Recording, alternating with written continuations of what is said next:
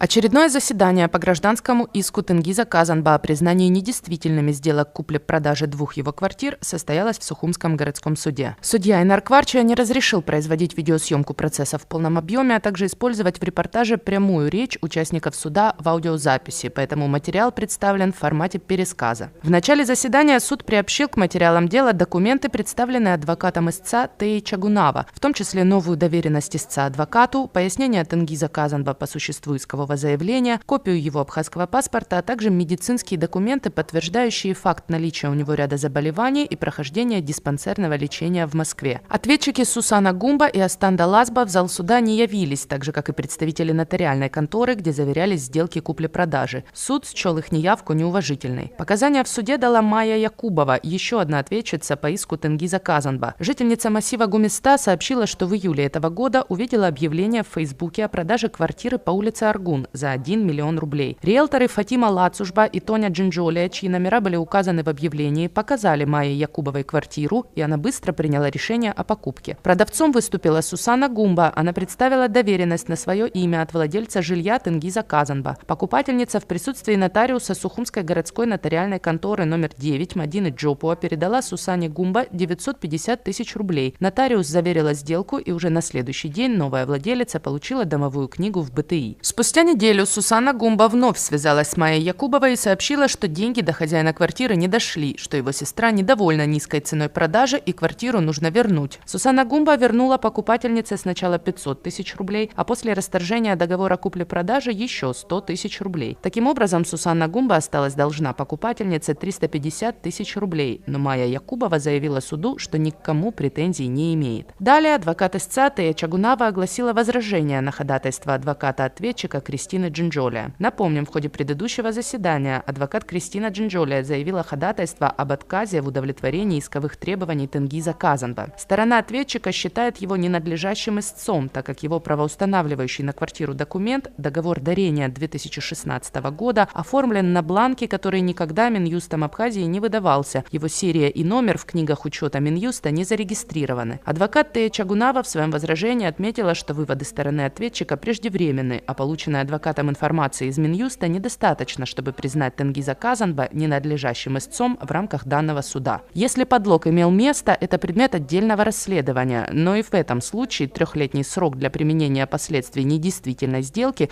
установленный Гражданским кодексом Абхазии, истек 6 лет назад, в 2019 году. Суд, заслушав мнение сторон, в удовлетворении ходатайства отказал. Судья Инар Кварча аргументировал это решение тем, что предмет ходатайства не является предметом судебного разбирательства, и у суда нет оснований считать договор дарения на имя Тенгиза Казанба незаконным. Нет решений суда, подтверждающих этот факт. На этом заседание суда подошло к концу. В ходе следующего суд намерен заслушать показания ответчика Сусаны Гумба, которая, согласно сообщению МВД Абхазии, была задержана накануне по подозрению в совершении 6 фактов мошеннических действий в особо крупном размере. Надежда Боровикова, Инала Гухава, Абаза ТВ.